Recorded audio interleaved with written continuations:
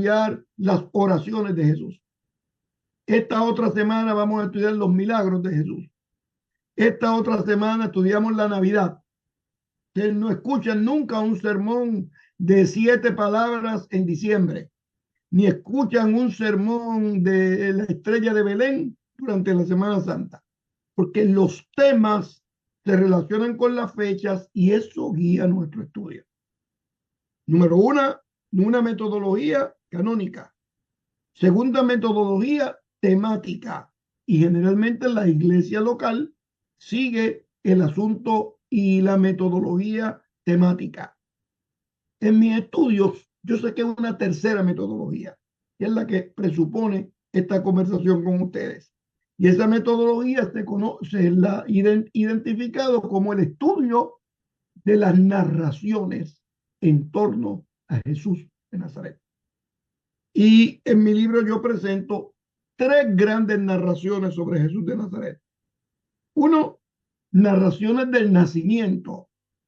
Todo lo que tiene que ver con la estrella de Belén, los sabios del oriente, los pastores, los ángeles que cantaron, ciertamente José y María, el pesebre, el niño Jesús, Juan el Bautista, Simeón, la salida a Egipto. Todos esos temas son fundamentales. Y todas esas narraciones del nacimiento tienen una línea teológica fundamental que guía las narraciones del nacimiento, y es que el Dios bíblico promete y cumple. Promete a Abraham que lo va a llevar a una tierra donde que salga de su familia, que salga de lo que posee en Ur de los Caldeos, que va a llevarlo a un lugar mejor, y cumple su promesa. Le promete a Moisés que lo va a llevar a la tierra que fluye leche y miel, cumple su promesa. Le promete a Isaías que va a venir el Mesías se va a llamar Emanuel y va a tener 4 pares de nombres: admirable consejero, Dios fuerte, Padre eterno, príncipe de paz. Y esa promesa se cumple en Jesús de Nazaret. Es decir, que cuando uno estudia las narraciones del nacimiento, descubre que hay un Dios que promete y cumple, y prometió al Mesías, y la promesa del Mesías se hizo realidad en la vida, el ministerio, las enseñanzas y las actitudes y la resurrección de Jesús de Nazaret. Primero, las narraciones del nacimiento. Segundo, narraciones del ministerio, del que voy a hablar un poquitito más. Tercero, narraciones de la pasión. Y las narraciones de la pasión se dividen en 3 también. Narraciones del anuncio de la pasión, narraciones de la pasión y narraciones de la resurrección y todo lo que pasó después de la resurrección. Y cuando estudiamos las narraciones de la pasión, volvemos a encontrar la misma promesa. Jesús le dice a los discípulos: tengo que ir a Jerusalén. No sé cuántos vieron el programa que hice con CNN hace algunos años, donde estábamos hablando de Jesús de Nazaret. Yo estaba explicando estos temas cuando saqué el libro de Jesús de Nazaret, y el periodista a mitad de camino dice: discúlpeme, doctor, discúlpeme, pero Jesús fue a Jerusalén porque no sabía lo que le esperaba. Y a mí por poco me da un infarto cardíaco. Le dije: espera un momentito, espera un momentito. Según los documentos que nosotros tenemos, sí sabía que iba a Jerusalén. Y anunció su crisis en Jerusalén en 3 ocasiones por lo menos. Y llegó a Jerusalén con autoridad y prometió que iba a resucitar. Es decir, que en las narraciones del nacimiento promete que va a llegar el Mesías y nace el Mesías, y en las narraciones de la pasión promete que va a resucitar, resucitó. Promete que iba a llegar el Espíritu a los discípulos, y el Espíritu llegó. Es decir, que lo que comienzan en los Mateo, Marcos, en las narraciones del nacimiento en Mateo, Marcos y Lucas, se cumple. Dios promete y cumple, y en las narraciones de la pasión, Dios promete y cumple. Esos 2 vectores, narraciones del nacimiento, narraciones de la pasión, tienen en el medio el corazón del ministerio de Jesús de Nazaret. Y cuando estudiamos el ministerio de Jesús de Nazaret, estudiamos dos grandes vertientes: los discursos y los prodigios, los mensajes y los milagros. Ahora quiero hacer un paréntesis aquí, teológico y pastoral. En América Latina, en el mundo entero, no América Latina, pero en el mundo entero, las iglesias se dividen por las que hacen milagros y las que no hacen milagros. De pronto uno va a congregación y dice, bueno, yo estoy enfermo para que oren por mí, hace un milagro. Y disculpe, hermano, aquí esta es una iglesia de enseñanza nada más. Vaya a la iglesia de la esquina, que es donde hacen milagros. Y uno va a una iglesia donde hacen milagros y uno dice, no, yo lo que quiero es ver cuándo dan los cursos aquí para uno aprender de la Biblia. Aquí solamente es los prodigios, los portentos del Señor, pero vaya a la otra iglesia, ahí hay seminarios que lo van a estudiar. Lo que yo le estoy diciendo a América Latina y al mundo es que ninguna de esas dos vertientes hacen justicia al ministerio de Jesús de Nazaret. Porque el ministerio de Jesús de Nazaret tenía enseñanzas y tenía prodigios, tenía mensajes y tenía milagros. Y escuchen bien, la enseñanza le abría la puerta al milagro y el milagro le abría la puerta a la enseñanza. Porque cada uno de ellos se complementaban en el ministerio de Jesús de Nazaret. Y cuando estudiamos las enseñanzas de Jesús de Nazaret, por lo menos podemos ver tres tipos mayores de enseñanzas. Uno, los discursos. Dos, las parábolas. Y tres, las oraciones. Jesús enseñaba con sus oraciones. Recuerden que ahorita Sergio hizo el comentario que la oración del Padre Nuestro viene como una pregunta de los discípulos. Ya Juan el Bautista nos enseñó a orar. ¿Qué vas a hacer tú? Entonces Jesús enseña el Padre Nuestro. Porque la oración se convirtió en Jesús de Nazaret era una forma, una metodología educativa. Porque en la oración uno no habla trivialidades con Dios. Uno saca el corazón, uno saca sus sentimientos. Venga tu reino. El reino era importante para Jesús de Nazaret.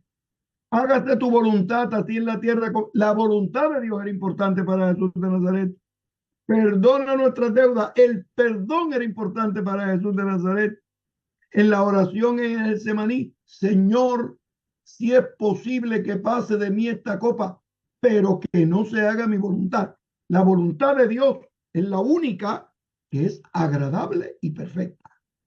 Nuestra voluntad puede ser buena, de Dios es mejor.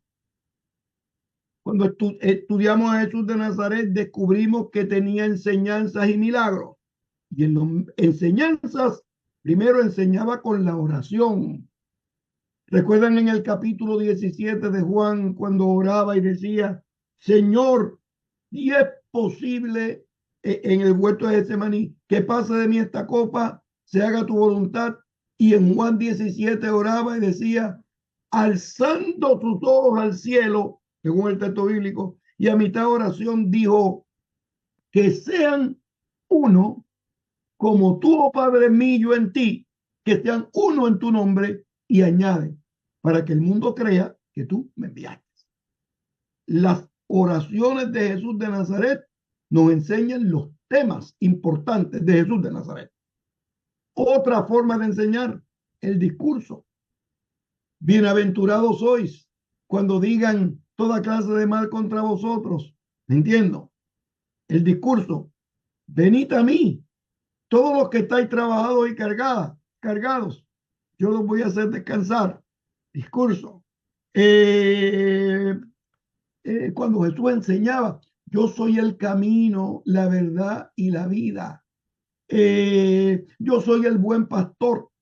El discurso era un recurso extraordinario de Jesús de Nazaret para anunciar y vivir el reino. Sus enseñanzas, a través de las oraciones, a través de los discursos, y tres, a través de las parábolas. Y cuando uno quisiera estudiar el corazón del mensaje de Jesús de Nazaret, se encuentra con las parábolas que contienen el ADN de la teología de Jesús de Nazaret, de las prioridades teológicas de Jesús de Nazaret y de las prioridades temáticas y pedagógicas de Jesús de Nazaret. Es decir, que cuando el Señor comienza su ministerio, tiene y desarrolla tres tipos de enseñanza: el discurso, la oración y la parábola. Y al mismo tiempo tiene cuatro tipos de milagros: sanidades, liberación de demonios, resurrección de muertos y milagros sobre la naturaleza.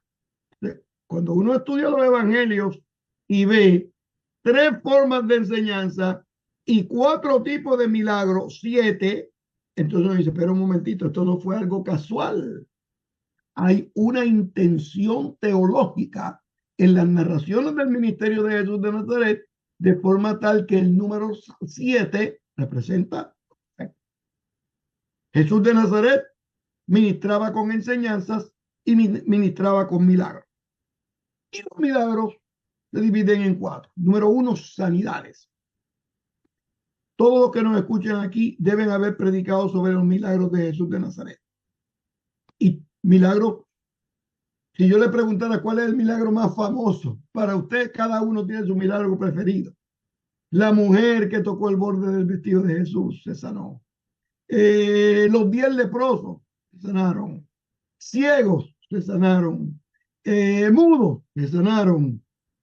Yo no sé cuántos de ustedes se han dado cuenta que todas las personas que Jesús sanó, el Señor le devolvió con la sanidad el poder mayor que puede tener el ser humano, que es el poder valerse por sí mismo.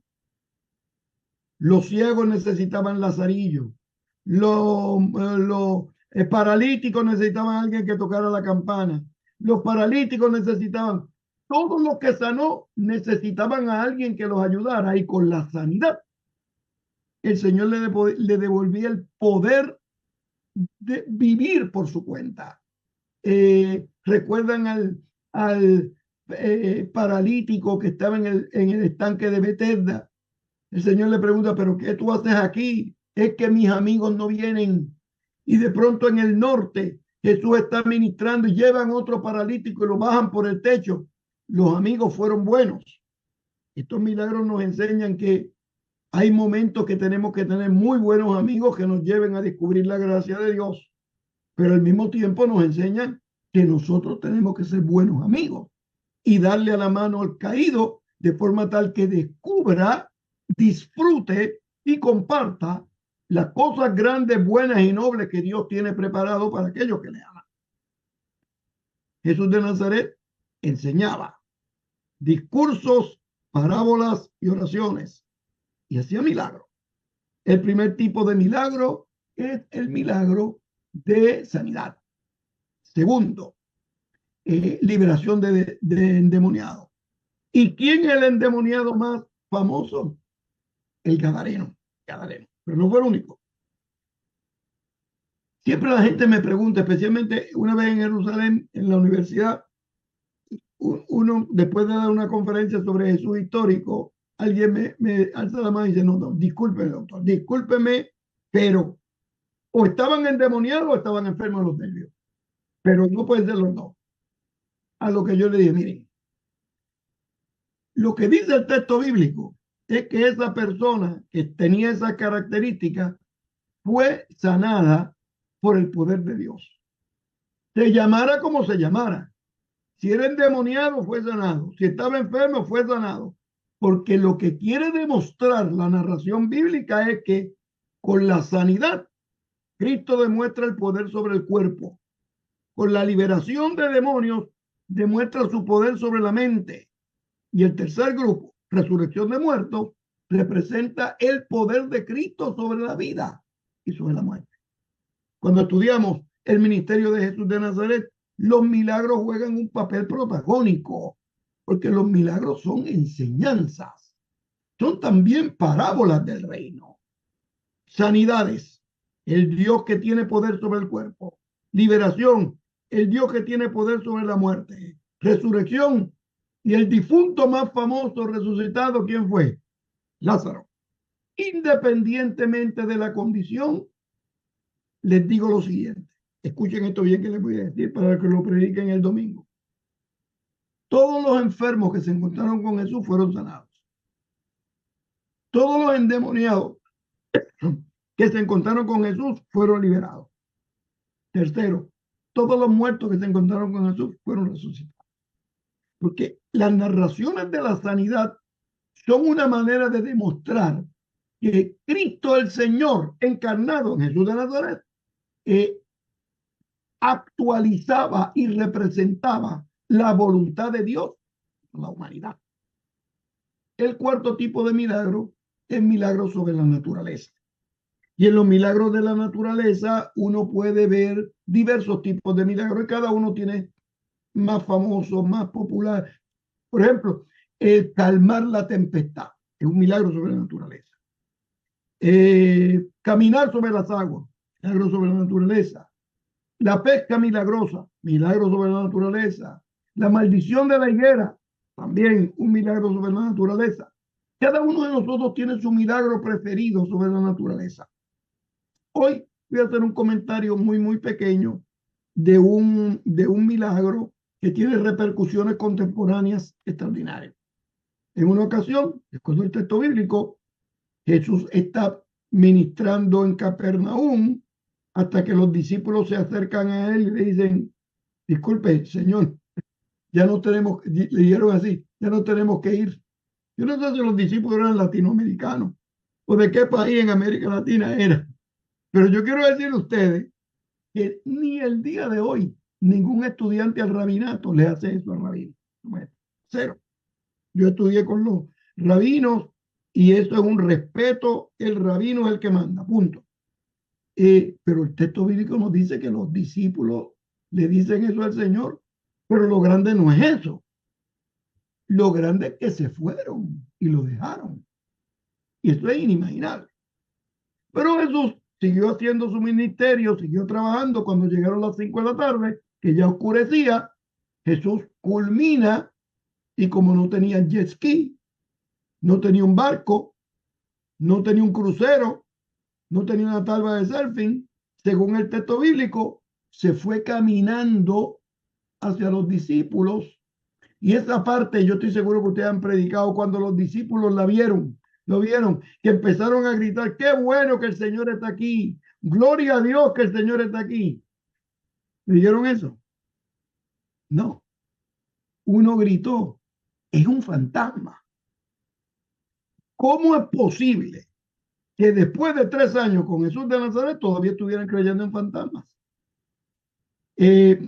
Pedro, pero así es en la vida. O sea, el día de hoy uno tiene creyentes en la iglesia que tienen 10 años en la congregación y todavía creen en el horóscopo y yo no sé cuántas cosas más. Y uno tiene que reeducarlos continuamente. Jesús de Nazaret, cuando se está acercando, Pedro le dice, como estaba oscuro, recuerden que no había luz, Pedro le dice, si eres tú, que vaya yo donde ti. Y en efecto Jesús le dijo, bueno, pues como yo soy yo, ven. El texto bíblico dice que Pedro comenzó a caminar sobre las aguas, pero cuando se vio las mares y vio todo el desafío, comenzó a hundirse, el Señor le dio la mano y llegaron a la embarcación. Ahora miren esto bien. Cuando llegan a la embarcación, Jesús le dice al grupo, mirando a Pedro ciertamente, pero le dice al grupo, ¿por qué dudaron? Y añade, hombres de poca fe. ¿Recuerdan el texto bíblico? Yo estoy seguro que muchos de ustedes han predicado sobre esto. Es un texto importante porque nosotros destacamos que hay que tener poquita fe nada más, con un grano de mostaza chiquitito. No, es que en griego el adverbio poco puede tener dos connotaciones. Poco en términos de cantidad, pocos libros, pocas mesas, pocos micrófonos, de cantidad, pero también tiene una connotación de tiempo. Cuando el Señor le dice a los discípulos, pero ¿por qué dudaron?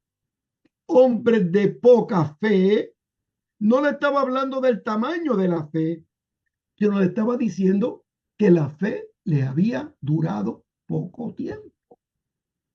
Fundamentado en esa interpretación del texto bíblico, el Apocalipsis de Juan habla y dice, cuando está hablando de las iglesias, hace un elogio a la iglesia: tú eres buena, tú eres grata, tú buscas de Dios, y después de dar una serie de elogios, añade: pero tengo una cosa contra ti, que has dejado tu primer amor. Es decir, se le acabó la fe a mitad de camino. Posteriormente, en esa misma tradición teológica, el vidente Juan habla y dice que solamente los que perseveran hasta el fin serán salvos. Es decir, los que pudieron mantenerse erguidos delante de los grandes desafíos de la vida y mantuvieron su fe. Ya voy culminando. Miren lo siguiente. Cuando estudiamos a Jesús de Nazaret, estudiamos las narraciones de su vida y de su acción. Y descubrimos tres grandes tipos de narraciones. Narraciones del nacimiento, que el vector teológico detrás de todas esas narraciones del nacimiento es que el Dios bíblico promete y cumple. Al final, narraciones de la pasión. Cristo promete que va a resucitar, que tenía que ir a Jerusalén para resucitar, resucitó. Cristo promete que a los discípulos que se quedaran en Jerusalén iba a llegar el Espíritu, y llegó. Detrás, en el corazón mismo de las narraciones de la pasión, está la misma afirmación teológica: el Dios bíblico promete y cumple. Y fundamentado en eso, es que en el libro de los Hechos se incluye la afirmación: cree en el Señor Jesucristo, recuerdan el texto bíblico, y serás salvo. ¿Quiénes? Tú y tu casa. Es decir, que si prometió que iba a venir el Mesías y vino, prometió que iba a resucitar, resucitó, ¿qué me hace sospechar que la promesa de creer en el Señor Jesucristo y serás salvo tú y tu casa no se va a cumplir? En el medio del ministerio de Jesús de Nazaret están las enseñanzas y los milagros. Y la enseñanza le abre la puerta al milagro, y el milagro le abre la puerta a la enseñanza. Lo que está detrás de todo el ministerio de Jesús de Nazaret es que los evangelistas querían afirmar que el Dios eterno, que los cielos de los cielos no pueden contener su gloria, el Dios eterno, según los salmos, que cabalga sobre las alas del viento, el Dios eterno que escucha el clamor de su pueblo y quiere hacer un nuevo pacto con la humanidad, se hizo realidad en la figura histórica de Jesús de Nazaret, que fue transformado por el poder de Dios y se convierte en el Cristo, en el ungido, en el Mesías, que ha llegado con un único propósito a la humanidad: amar a la humanidad de forma tal que pudieran ser salvos y que pudieran descubrir, disfrutar y compartir la gracia de Dios. Culmino diciéndole lo siguiente: el apóstol Pablo, cuando trata de explicar qué fue lo que le pasó en su conversión, añade y dice: lo que me pasa a mí es que ya no vivo yo, mas Cristo vive en mí. Y cuando Juan el Evangelista trata de descifrar lo que dijo el apóstol Pablo cuando llega a los creyentes, dice: no, es sencillo. Es que del interior surgen ríos de agua viva que saltan para vida eterna. Jesús de Nazaret vino para dar vida y vida en abundancia, y yo he querido recordarles un poquitito eh, cómo esas enseñanzas se presentan en los evangelios canónicos. Si quiere aprender un poquitito más, lea mi libro sobre Jesús de Nazaret. Si quiere aprender de en la resurrección, lea Jesucristo es el Señor. Las parábolas, mi libro de las parábolas del reino y también mi libro sobre los milagros del reino, y yo estoy seguro que le va a edificar. Mi placer es estar con ustedes. Ricardo, Eduardo. Muchas gracias, doctor Samuel, por este tiempo que nos has Es Rolando compartido. hoy. ¿Cómo estás, Samuel? Otra vez viéndonos. Bueno, estoy muy preocupado porque hay dos preguntas, pero no sé si vamos a tener que soñar. Pero una de las preguntas dice Samuel, ¿crees tú que ha habido algún tiempo en la historia en que alguien ha puesto que primero es adoctrinar en vez que contar una narración? ¿Quiénes han sido sus causantes, esos escribas, fariseos, publicanos? ¿En qué época de la historia esto ha nacido para interrumpir esta belleza literaria que Jesús nos enseñó? ¿Por qué adoctrinamos ahora? Pues, mira, ¿quién fue el que puso la pregunta? Eso es otro curso. Mira, eso no fue una conferencia. Esto fue un curso completo. Voy a convencer a Sergio, mira, para que haga el curso, pero con visual, visual. Mire, la verdad de Dios, mire, la verdad sencilla es que Jesús de Nazaret vino a bendecir la humanidad. Pero a veces nosotros tratamos de añadir nuestra teología, tratamos de destacar lo que nosotros creemos y lo metemos en la boca de Jesús de Nazaret. Y eso en vez de ayudar, desayuda y desedifica a la gente. ¿Oyeron? Así que yo lo que le digo a mis estudiantes, miren, si están tomando clase conmigo, tienen que leer y tienen que leer bien y hacer los trabajos. Yo los quiero mucho, pero no tanto.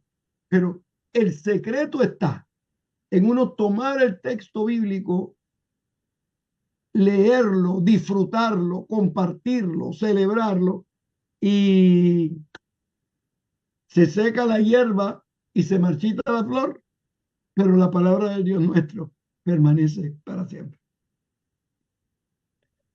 Gracias, doctor. Una pregunta que solamente va a ser, creo, un complemento. Mm. Usted ha hablado muy interesantemente del discurso, la oración, la parábola. Nos ha hecho soñar, dice, que es bueno enseñar y que la enseñanza produce milagros, pero que en la enseñanza hay oración.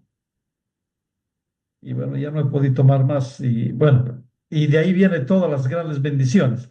Aquí viene, Entendió bien, quien hizo la pregunta entendió lo que yo quise decir. ya, ahora, ¿cuánto de la historia de la iglesia hoy en día enfatiza este concepto de la narrativa en la predicación que hacemos cada domingo? Qué buena pregunta. Ese es el otro curso que vamos a tener. Mira, la verdad, buena pregunta, Platón. La verdad es que yo le digo a la gente es que, mira, la gente va y predica. Dice, este sermón es reformado. Y el otro, la otra semana dice, no, este sermón es ultra reformado. Y la otra, no, este sermón es arminiano. Y este sermón es carismático. Entonces, la gente, y te está hablando alguien que se dedica a estudiar esto, a Jesús de Nazaret. A veces la gente no se da cuenta que Jesús de Nazaret fue un personaje histórico grato y desafiante a la autoridad. O sea, su implicación profética no era un extra optativo, era un requisito indispensable. Eh, el estado actual de la investigación sobre Jesús de Nazaret dice que lo que hizo que mataran a Jesús, claro, lo estaban persiguiendo los fariseos, etcétera, pero la gota que desbordó el vaso fue cuando le preguntan por Herodes, ¿recuerdan el texto bíblico? Y el Señor contesta, díganle esa zorra, ¿recuerdan el texto bíblico? O sea, era un Sí, profeta extraordinario Pero el día de hoy, la zorra es una persona que no tiene muy buena, una mujer que no tiene muy buena reputación. El zorro es alguien que uno no puede confiar en él. En el Oriente Medio no. La imagen de la zorra es una persona que se cree lo que realmente no es. Y lo que le estaba diciendo a Jesús, porque la zorra viene de día y cuando uno la ve, grita o da una palmada y se va huyendo. Pero de noche viene callado, mueve y muerde una oveja en el cuello y las mandíbulas se cierran y hay que matar la oveja y el zorro. Pero el zorro se cree que es lo que no es porque es miedoso. Le estaba diciendo a Herodes, Herodes, tú crees que tú tienes el poder, pero tú no tienes el poder. Tú estás haciendo lo que Roma te indica. Y eso debe haber puesto a Herodes desalineado, y eso posiblemente fue lo que ocasionó todo lo que pasó posteriormente. Eh, Cuando nosotros predicamos un Jesús profético, no un Jesús de acuerdo a mi doctrina, un Jesús profético, no un Jesús de acuerdo a mi teología. Entonces uno llegamos un poquitito más lejos con Jesús de Nazaret, porque Él es capaz, muy evangélico, muy evangélico voy a decir esto, Él es capaz de darle a la gente vida y vida en abundancia. Muchas gracias, doctor Samuel. En verdad, los que no han ingresado se han perdido muchas cosas, hermano. Muchas gracias. Y bueno, vamos a continuar con esto y siempre vamos a seguir adelante. Gracias, Samuel. Y bueno, seguimos con nuestra Un siguiente abrazo fuerte. exposición. Un abrazo, Samuelito.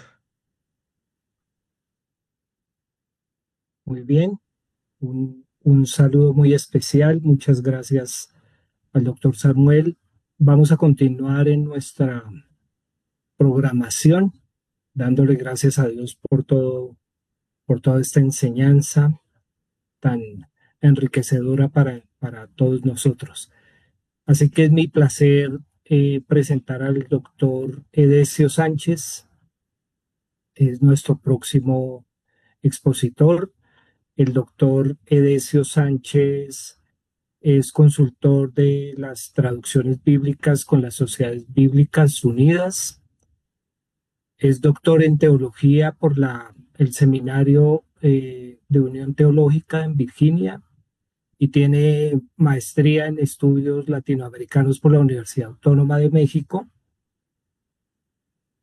Asimismo cuenta con estudios postdoctorales en lingüística en la Universidad de California, autor y editor de varios libros en su especialidad y por muchos años ha sido profesor en la Universidad Bíblica Latinoamericana, conferencista invitado por varias instituciones académicas, miembro de la Fraternidad Teológica Latinoamericana y también ha funcionado como pastor en la iglesia. Así que, doctor Edesio, bienvenido. Gracias por su presentación.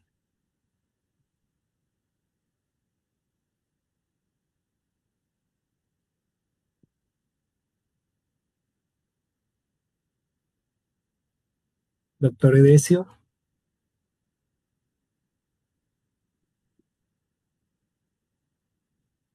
Bueno, ¿Me escucha ya?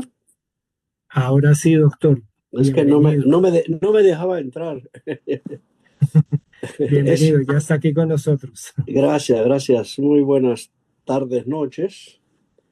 Es un placer y un gusto compartir con ustedes y formar parte de este trío de esta noche, el doctor Ramírez y Pagán.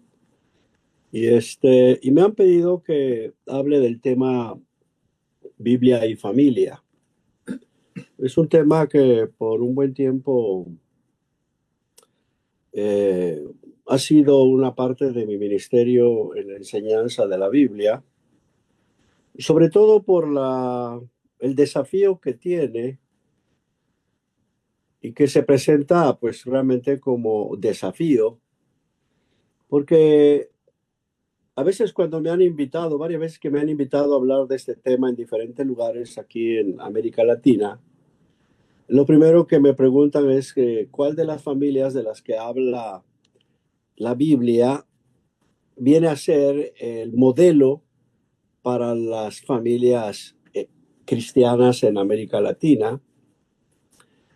Y la primera vez que me hicieron la pregunta, pues no tenía una respuesta tan segura, pensando prácticamente de la misma manera de quien me hacía la pregunta, que alguna familia en la Biblia debió haber sido modelo para todos nosotros, no importa en qué época de la historia estemos. Sin embargo, a medida que me adentraba a estudiar y a considerar de las varias familias que se hablan tanto en el Antiguo como en el Nuevo Testamento, pues he llegado a la conclusión de que propiamente de las familias que habla la Biblia, sea la de Abraham, la de Jacob, eh, la de todos varios eh, importantes líderes de los cuales podemos considerar y estudiar tanto en el Antiguo como en el Nuevo Testamento, incluyendo a la familia que Jesús tuvo, la familia terrena. En realidad, dificulta este asunto de decir tal familia en la Biblia es la que debemos de considerar como la Biblia y la familia ideal. Eh, Pensando, por ejemplo, en la familia de Jesús, primero por ser el Mesías, su nacimiento, pues todos sabemos, fue un nacimiento muy especial, en la que aunque tuvo como padre a José y a María, pero no fue hijo biológico de José. Y aunque vivió y convivió con ellos de jovencito, pues no se puede decir que perteneció a una familia normal, común, como las que la mayoría de nosotros tenemos.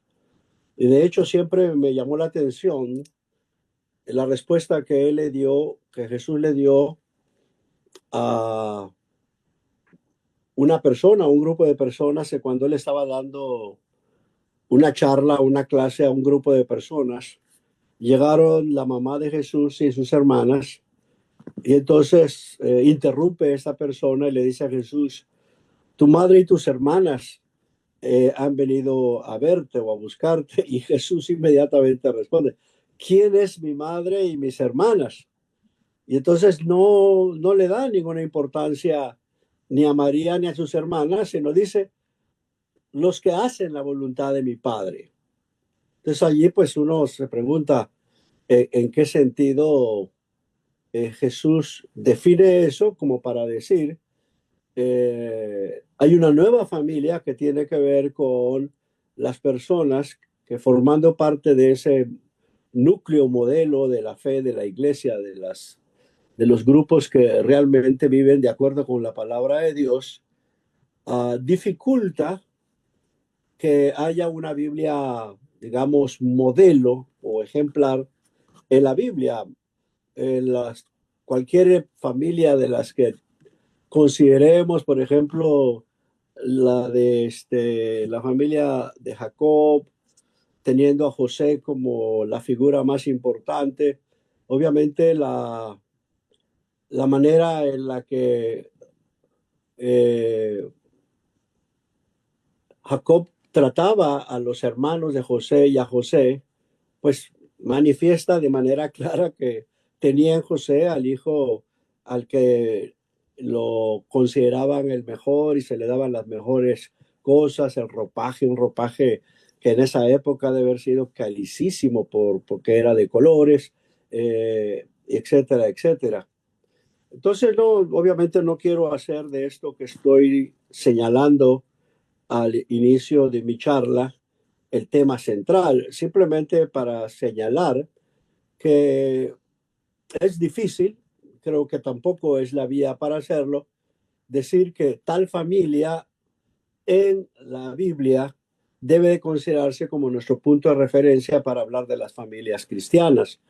Pero sí hay un principio y un texto, un pasaje que me parece vital y me parece importante que se considere como la base para crear una familia cristiana, para crear una familia que realmente responda a los principios bíblicos de lo que significa familia el día de hoy. Y es el pasaje que se encuentra en Deuteronomio capítulo 6, versículos 4 al 9, que me parece que de una buena cantidad de pasajes que en la Biblia aparecen para hablar sobre el tema de la familia, es el que nos ofrece el punto de referencia de cómo debe de vivir una familia que sigue la palabra del Señor y que sigue la voluntad del Señor. Voy a leer este texto en la versión de la traducción en lenguaje actual que tuve el privilegio de coordinar y que me parece que es más fácil de comprender y de entender que el texto de la Reina Valera 1960. Y dice así: escucha, pueblo de Israel, nuestro único Dios es el Dios de Israel. Ama a tu Dios con todo lo que piensas, con todo lo que eres y con todo lo que vales. Apréndete de memoria todas las enseñanzas que hoy te he dado y repítelas a tus hijos a todas horas y en todo lugar, cuando estés en tu casa o en el camino, y cuando te levantes o cuando te acuestes. Escríbelas en tiras de cuero y átalas a tu brazo y cuélgalas en tu frente. Escríbelas en la puerta de tu casa y en los portones de tu ciudad. Si hacemos una división más o menos del contenido o del bosquejo de este texto, tenemos dos versículos, los dos primeros versículos, 4 y 5, que establecen el principio teológico de qué debe ser el elemento central que le dé razón de ser a la familia que podríamos llamar la familia cristiana. Y los versículos 6, 7, 8 y 9, la conducta de la familia, especialmente la dirección que papá y mamá o el adulto o los adultos que estén en la casa deben de tener hacia los menores del hogar. Si ustedes se dan cuenta y consideramos los dos primeros versículos de este pasaje, la insistencia, que empieza con esa palabra que le da nombre al pasaje, la palabra o el imperativo Shema, escucha, escucha Israel o escucha pueblo Israel, establece el punto teológico o doctrinal de referencia que le debe dar la dinámica y la razón de ser al grupo familiar. ¿Cuál es ese? Pues la singularidad de el Dios que va a convertirse o que se debe convertir en el punto de referencia de lo que cree y de cuál va a ser la razón de ser de esa dinámica que va a mover a la familia a realmente vivir de acuerdo con la voluntad de Dios y con los principios bíblicos. Y el elemento es la singularidad de Dios. Y lo dice claramente el versículo 4. Escucha, Israel o pueblo Israel, que solo tenemos un Dios. Aquí en esta versión no usamos la palabra Jehová o Yahvé, que sería la mejor pronunciación, pero tomando en cuenta lo que se dice de Dios en la Reina Valera, el punto es que Yahvé o Jehová o el Dios de Israel es nuestro único Dios. sea, de entrada, en este pasaje que habla del núcleo central y básico de la sociedad o del pueblo de Dios, es el reconocimiento de que no hay ningún poder en la tierra que deba de ocupar el lugar de Dios en la vida de una familia que se llame en nuestra época verdaderamente cristiana. Y entonces aquí viene el primer desafío. ¿Cuál es el desafío de cada familia y con la familia de cada grupo de iglesias, de cada comunidad de fe que realmente quiera o deba de vivir de acuerdo con la voluntad de Dios? En primer lugar, que la membresía de la iglesia no es de manera individual. Eso es una cuestión que sucede por el tipo de sociedad y cultura en la que vivimos ahora. Pero desde el punto de vista bíblico, la membresía en el pueblo de Dios no es individual, es el núcleo de la familia.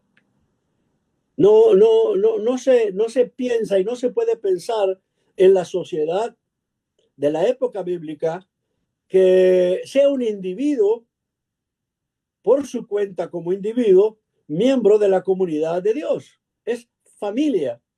Y es a la familia, especialmente a los que forman parte del liderazgo del hogar, que son los responsables de que cada miembro de ella viva de acuerdo con estos principios que establece la palabra de Dios.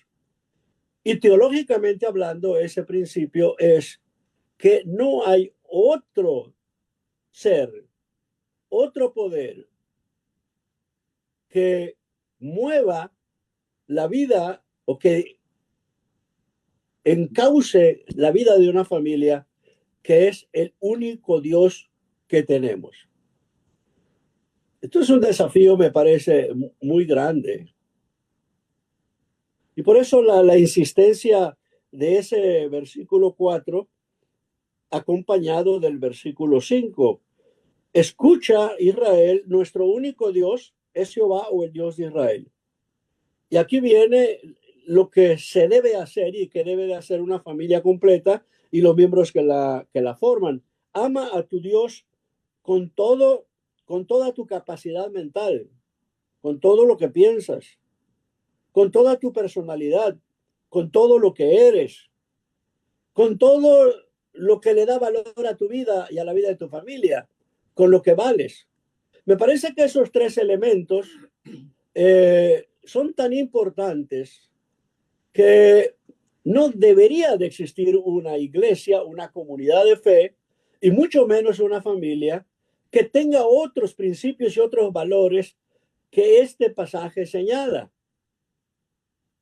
Y siempre me ha llamado la atención que cuando en otras partes del canon bíblico aparece este principio, automáticamente se agrega un elemento que Jesús y otros agregaron cuando llega allá en el capítulo 12 de Marcos. Llega un maestro de la ley y le pregunta a Jesús que cuál es el principal mandamiento, y obviamente Jesús le repite esto que está presente aquí en Deuteronomio 6. Pero Jesús agrega que el otro es similar a este, que no solamente ames a Dios como tu único Señor, sino que ames también a tu prójimo. Este elemento que aquí en Deuteronomio aparece implícito, en otros textos en el canon bíblico agrega ese elemento de dar un espacio en el hogar a las personas necesitadas. Y es interesante, especialmente que en el libro de Deuteronomio, especialmente en la parte que se conoce como la parte de las reglas o de las leyes, que son los capítulos 12 hasta más o menos el 30, constantemente aparece la expresión cada vez que el pueblo de Dios se reúne para celebrar diferentes festividades: no te olvides de incluir a la viuda, al huérfano y al inmigrante, al exiliado. siempre lo va a decir. Y entonces, cuando hablamos de la familia de acuerdo con la Biblia, no solamente son los que biológicamente forman parte de esa familia, sino que los principios bíblicos siempre deben de estar protegidos por la familia que es realmente bíblica, personas que están pasando por situaciones de vulnerabilidad. Y si realmente las familias cristianas, como en la época bíblica y durante la historia del cristianismo, tendrán, si no lo han tomado en cuenta, la tarea de incluir en su familia, en el seno familiar, a personas que viven en situaciones de vulnerabilidad. Me llama la atención que en muchos lugares donde hay grupos evangélicos muy fuertes, varios de esos países, no voy a nombrar a ninguno para no crear problemas, se puede ser cristiano, se puede decir que uno sirve al Señor o que tal familia o grupo sirve al Señor, pero su primer estilo de vida es marginar a los más vulnerables de la sociedad.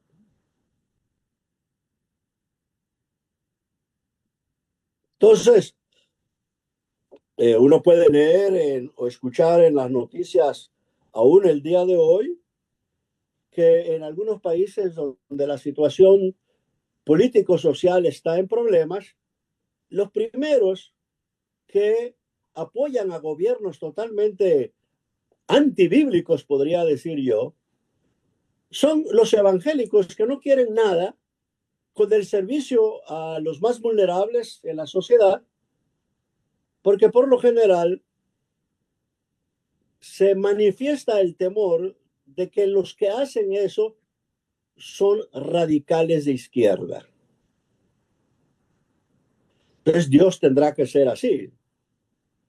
¿Se acuerdan ustedes lo que dice Mateo 25, ese pasaje tan tremendo que señala que cuando Dios esté listo para juzgar, dice que pondrá a la derecha a unos y a la izquierda a otros, y a los que están a la derecha decirles: ven, bendito de mi Padre, porque tuve hambre, me dieron de comer, tuve sed, me dieron de beber, estaba enfermo, me visitaron, estaba en la cárcel, vinieron a mí, y toda una lista de cosas. Y esa se convierte en la razón por la cual la conducta de un grupo, la conducta de un individuo manifiesta que nuestra familia no solo es biológica, es también social, y que tiene que ver con el ser de Dios. ¿Y el ser de Dios cuál es? El preocuparse primero por los más vulnerables de la sociedad. Bueno, en el Nuevo Testamento, Primera de Juan y otros textos, hablan de ese elemento, de no puedes decir que tú amas a Dios y odias a tu hermano. Entonces, allí hay un elemento tremendo que a veces no se toma en cuenta cuando se habla de la familia en la Biblia. ¿Qué se hace con este tipo de personas que no tienen ningún espacio en donde sentirse bienvenidos y parte de ello? Y que entonces, cuando hablamos de familia de acuerdo con la Biblia, estos textos que estoy señalando no nos permiten mantener afuera a personas, inclusive a animales, que si no los hacemos parte de nuestra familia, no estamos siendo familia de acuerdo con la voluntad de Dios.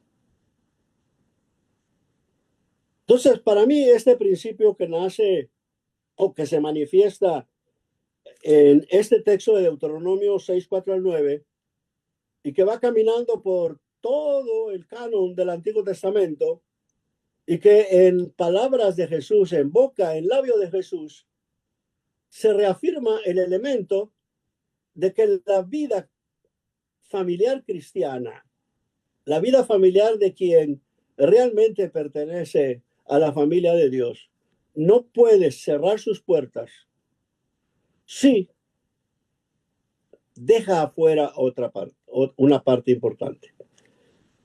Voy a contar algo que nos pasó como familia, a mi esposa y a mis hijos, que estuvimos estaba yo por mi trabajo con las Sociedades Bíblicas Unidas, visitando un país aquí en América Latina.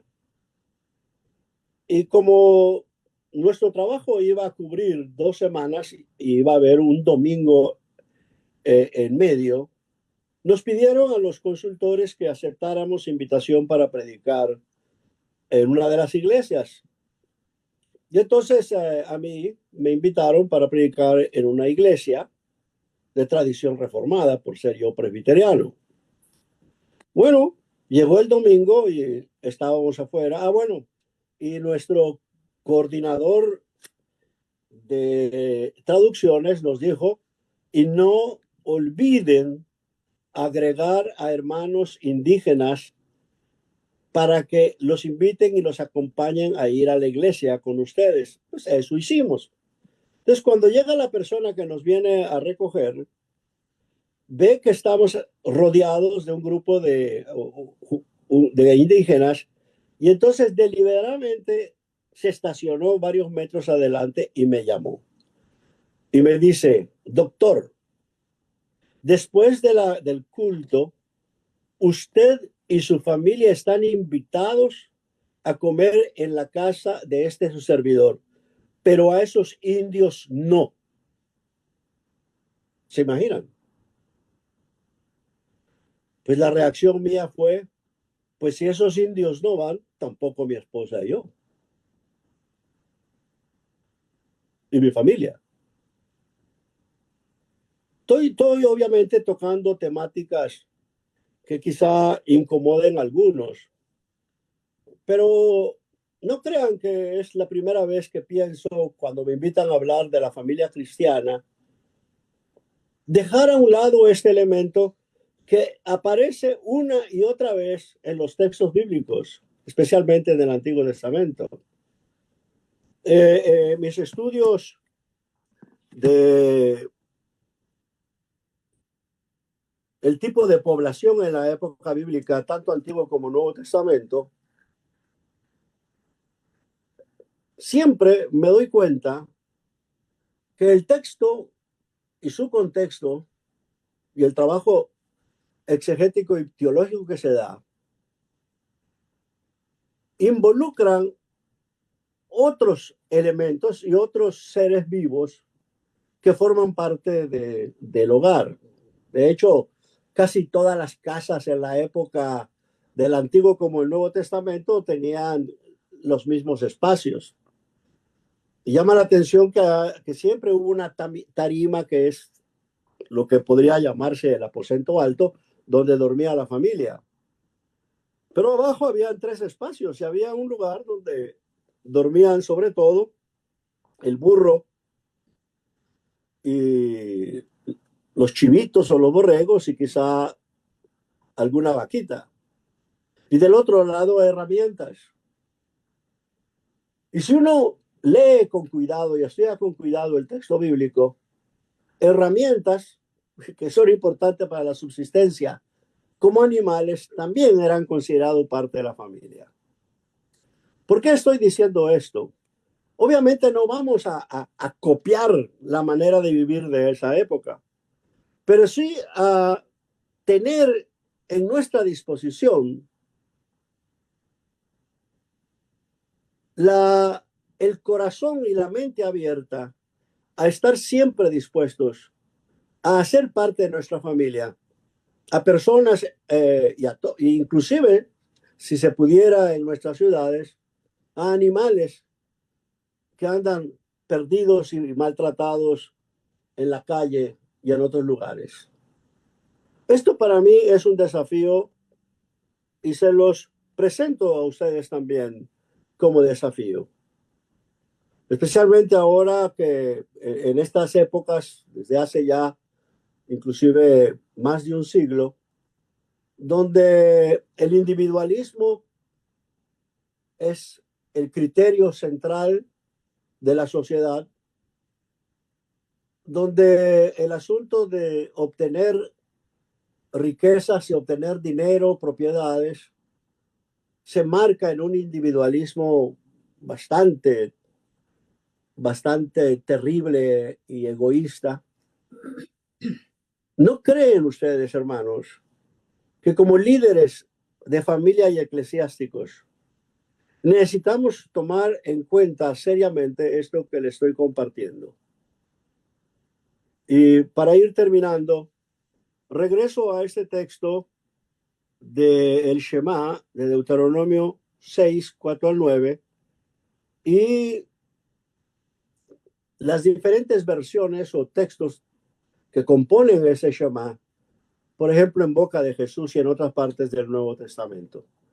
La necesidad de crear hogares donde no solamente los que biológicamente pertenezcan, sino personas que de otra manera sufrirían como muchas personas sufren, y también animales, que deben de ser considerados como parte de la familia, como respuesta a la gracia divina que abre más espacios para mostrar el amor y la justicia, y no encerrarnos en agrupaciones, ya sea biológicamente familias o grupos eclesiásticos, encerrados en sí mismos y que no abren espacios para hacer parte del pueblo de Dios a personas, a familias,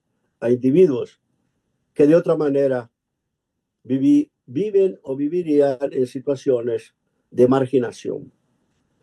Entonces, a la pregunta, ¿cuál es la familia modelo de acuerdo con la Biblia? Esto que les acabo de presentar o que les he presentado, me parece que debe de tomarse seriamente como parte del desafío que ahora tenemos en la sociedad. Gracias.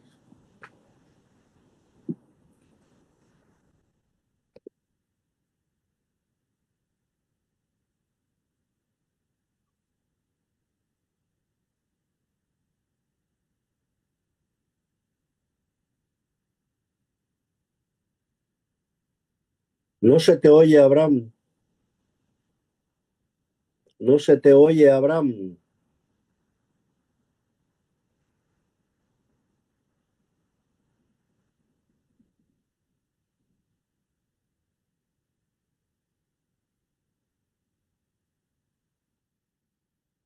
Audio, por favor. Perdón, muy buenas noches. Una disculpa, doctor Edesio, no podíamos activar el audio, yo tampoco. Qué gusto saludarle desde México de nueva cuenta. Siempre una bendición escucharle en esta reflexión tan puntual y tan profunda. Vamos a iniciar con las preguntas, yendo en orden conforme usted nos fue exponiendo. El tema de la pregunta que le hacía, ¿no? La familia bíblica, si hay alguna que puede ser un modelo para Latinoamérica. Algo que es particularmente interesante porque en efecto, pues no hay propiamente un modelo a seguir en la Biblia, ¿no? Y si llevamos esta situación, por ejemplo, a la familia de Jesús, que es una que se menciona mucho en los círculos protestantes, pues es mucho más complejo, ¿no? Aún establecer un parámetro unilateral. Y no obstante, es una frase muy recurrente cuando no pocas iglesias e instituciones tratan de justificar lo que llaman el modelo de familia de Dios, el modelo de familia de Jesús, ¿no? Y en la que se establece que es solo pues papá, mamá e hijo. Y está claro que no es así. La pregunta, profesor, sería, ¿cómo poder generar diálogos inclusivos que sin negar las verdades fundamentales de la fe puedan también entablar modelos de acompañamiento pastoral en contextos sociales como los que vivimos, donde estemos o no de acuerdo, hay varios modelos familiares? ¿Cómo entablar un diálogo con estos otros modelos desde la narrativa bíblica? Uh-huh. Hace muchos años, hermano Abraham y hermanas que me escuchan, he primero por el estilo de vida de mi padre, don Edesio, que trabajó con los indígenas mayas en la península de Yucatán. La mayor parte de mi vida infantil y parte de mi vida juvenil fue entre hermanos indígenas, sobre todo de Quintana Roo. Ahora estamos viviendo mi esposa y mi hija ya casada aquí en Coatzacoalcos, Veracruz.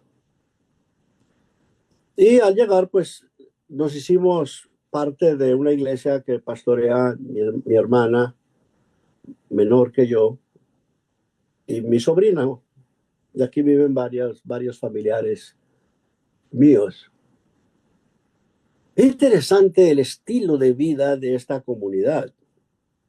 No les gusta estar en su casa solos o solas. En una de las iglesias, nosotros vivimos también en Argentina y en Costa Rica. Mi esposa es de Costa Rica, yo también tengo, por razón de eso y de que mis hijos también tienen nacionalidad mexicana y nacionalidad tica, hemos tenido la oportunidad de vivir allá y también en Argentina, en Estados Unidos. Pero es interesante, las iglesias en las que participamos en Buenos Aires y en Costa Rica, cuando se establecieron, habían familias completas con niños y jovencitos, etcétera. Pero a medida que fueron envejeciendo, desaparecieron los niños y desaparecieron los jóvenes. Y ahora que venimos a vivir hace ya un par de años acá, lo que más nos ha llamado la atención es que esta es una iglesia donde no puede haber alguna actividad, incluyendo el culto, que no esté la familia completa. Y nos ha maravillado el hecho de que los domingos no se quieren ir a su casa, están acá. ¿Qué mandamos a pedir? ¿Qué comemos? Hay estudios bíblicos, están prácticamente todos.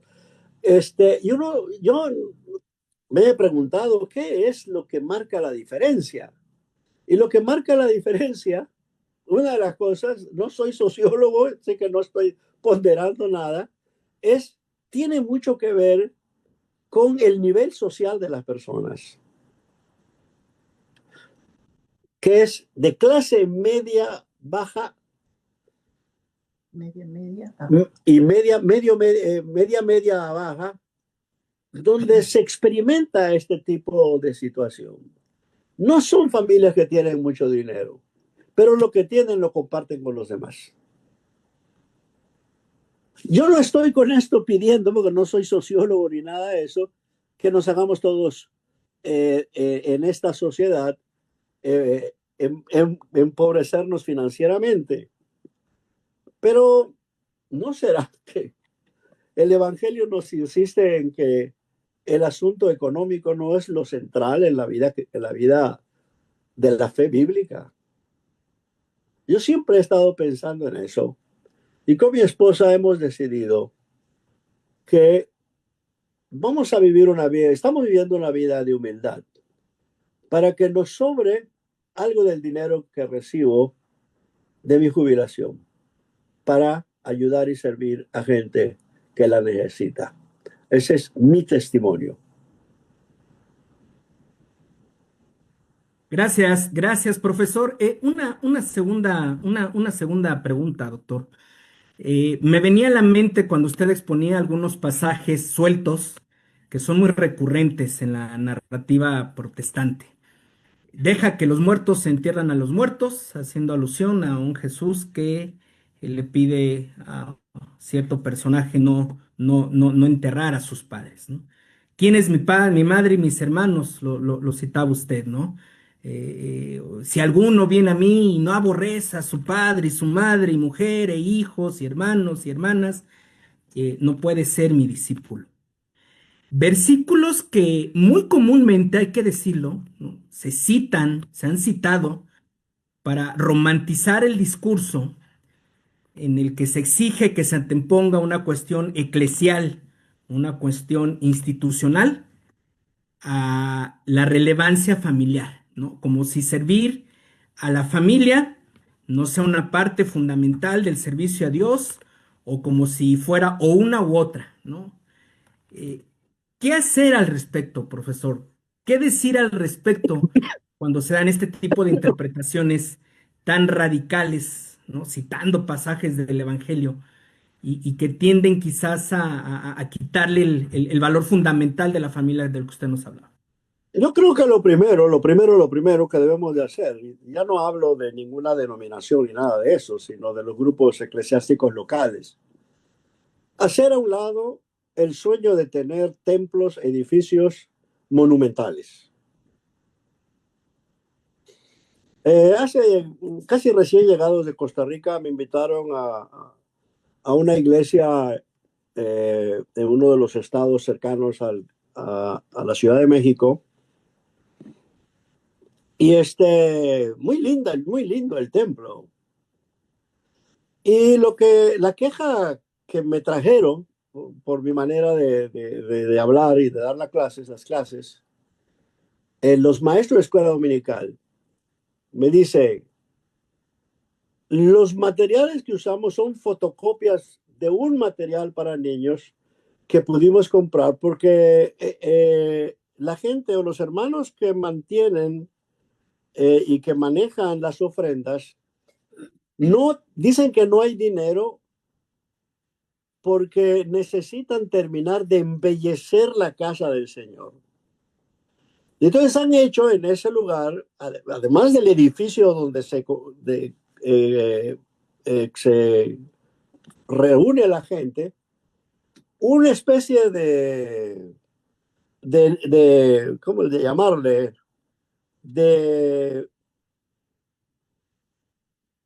No sé, ahorita no me viene a la mente, pero es una parte, una construcción que solamente se ve como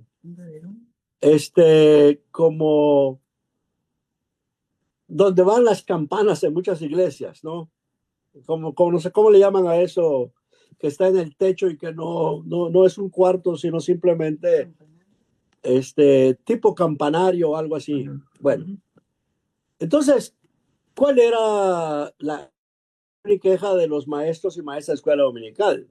No hay dinero para comprar materiales de educación para los niños y los adolescentes, pero sí hay mucho dinero para hacer ese adorno, porque así la iglesia con un templo así va a atraer a las personas. Ese es el argumento. O sea, lo que estoy señalando son pequeños ejemplos donde las decisiones del liderazgo tienen que ver no tanto con hacer central la preocupación central de la Biblia Antiguo Testamento de preocuparse por la gente más vulnerable económica y socialmente y no por los edificios. Gracias a Dios que en la época bíblica solo había un templo donde nadie se metía a adorar, y cuando habían festividades, pues familias enteras iban al lugar. Pero hoy día hay como una especie de deseo de una lucha por competir quién hace el edificio más atractivo y más caro, más sugestivo como algo de poder en la sociedad, y olvidar la razón de ser del evangelio. Les digo esto no por soñador, sino por alguien convencido de que es tiempo para que como hermanos y hermanas, líderes de iglesias, pensemos que el evangelio es ese que vivió Jesús y eso que nos cuentan otras partes de la Biblia, como 1 Juan 4, 5, como ese texto de Mateo 25, 34, 24 a 40, algo así, de crear espacios tanto en las familias como en las comunidades de fe, donde lo central sea el incluir a la gente más vulnerable de nuestra sociedad. Gracias, gracias, doctor. Nos quedan unos minutitos y si usted me lo permite, los quiero aprovechar para una pregunta de cierre. En la Biblia encontramos pasajes en los que presenta a Dios, Dios Padre, Dios Hijo, en uniones familiares con el ser humano, algunas desde posiciones polémicas, ¿no? Como el caso de los profetas del Antiguo Testamento, ¿no? Y ejemplos sumamente radicales para ejemplificar la relación Dios-Israel, desde figuras familiares, matrimoniales, ¿no? Algunos mucho más digeribles, ¿no? Como por ejemplo la parábola del hijo pródigo de los que nos hablaba Sergio, y que muestra un padre amoroso, o como en Apocalipsis, ¿no? Con la iglesia como la esposa del hijo del cordero. Figuras donde el pueblo aparece, como usted nos decía, no solo una familia biológica, sino una familia social y creo yo una familia espiritual. ¿Qué tiene que decirnos esta forma en la que Dios se revela sistemáticamente en el Antiguo y Nuevo Testamento respecto a este llamado que usted hace, ¿no? De ser inclusivos, de abrir la puerta a la gran familia, desde el entendimiento que son nuestros prójimos, más allá de las variantes de pensamiento o de estatus o de cualquier otro índole? Obviamente lo que está señalando es bastante complejo en nuestra sociedad. Para empezar, no todas las iglesias ven con buenos ojos la inclusión de manera total, ¿no?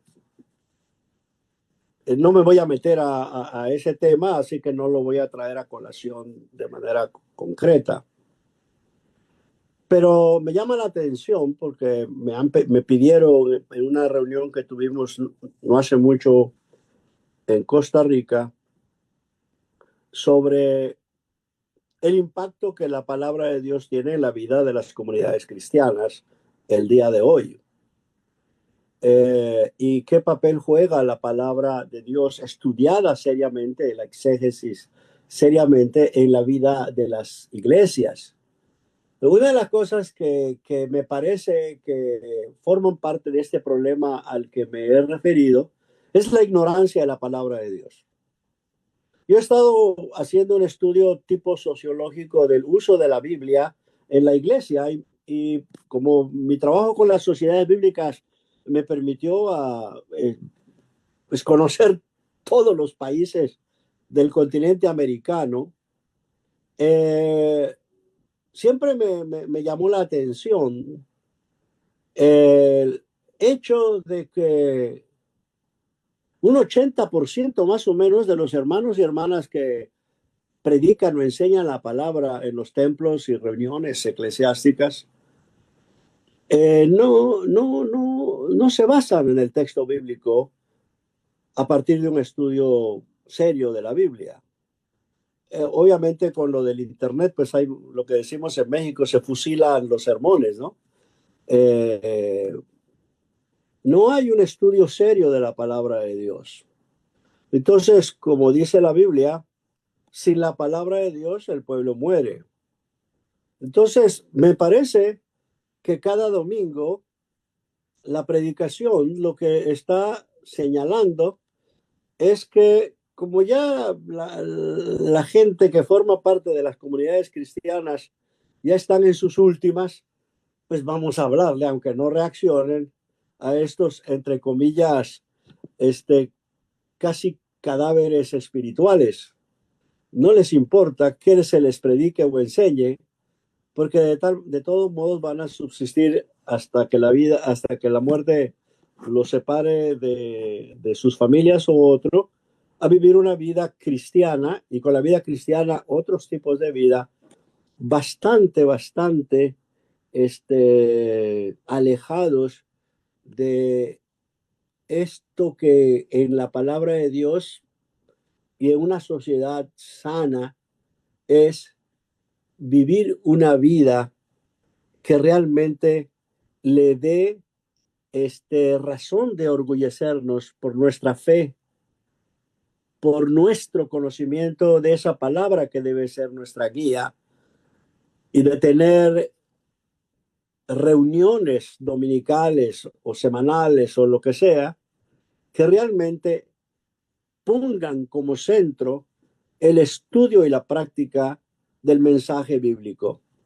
Me temo que la subsistencia o vida de una enorme cantidad de grupos cristianos, protestantes o no, en América Latina, están casi viviendo como esa gente que tienen que inyectar y mantener semivivos porque no están recibiendo el alimento cristiano bíblico de nuestra fe. Porque para mí ese es un problema. Si en algo estamos pecando como liderazgo, como iglesias, es que no hemos tomado en serio el estudio serio de la Biblia, el poner eso en práctica, en vivir como la Biblia enseña y enriquecer nuestra vida y la vida de los demás con la palabra de Dios y con ello el ser solidarios con todo ser vivo que requiere de nuestro amor cristiano. ¿Por qué? Porque Dios, gracias a Dios, me dio la oportunidad de sacar un doctorado. Si no me hubieran dado una beca, no hubiera tenido doctorado. Hermanos que me ayudaron en un momento en que yo no podía hacer nada con él. Si a mí me lo dieron así y lo tengo, pues he decidido con mi familia usar eso para el servicio de Dios en la iglesia aquí en América Latina, en el continente latinoamericano.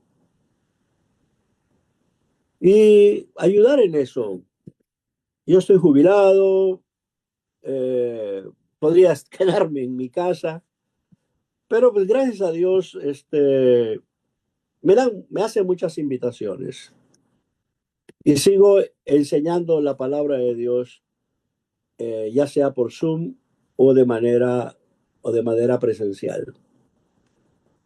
Y digo esto porque creo que colegas como Samuel, como Esteban Bot y otros que nos acompañaron en el Ministerio de las Sociedades Bíblicas, aunque estemos jubilados, aunque ya podríamos estar haciendo otras cosas, hemos tomado con mucha seriedad este desafío del haber tenido la oportunidad y el privilegio de formarnos de una manera, digamos, académicamente elevada, pero no para nuestra vanagloria, sino para servir al pueblo de Dios. Y esa ha sido la elección que hemos tomado para su gloria. Y no lo digo para presumir nada, sino para señalarles que necesitamos otras generaciones jóvenes que se preparen para servir no a la iglesia pudiente, sino a la iglesia que forma parte del verdadero pueblo de Dios.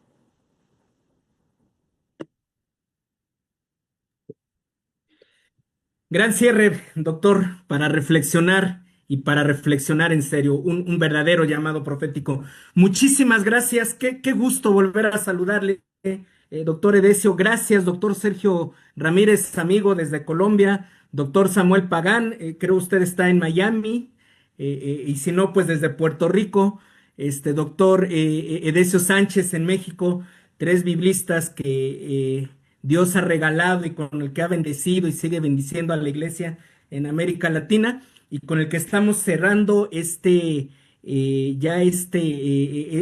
año las celebraciones del mes de la Biblia en pues prácticamente toda Latinoamérica. Nuestro abrazo para los tres, nuestro reconocimiento para los tres, nuestras oraciones a nombre de la confraternidad en América Latina, de las Sociedades Bíblicas Unidas, rogándole al buen Señor que siga haciendo oír su voz a través de ustedes.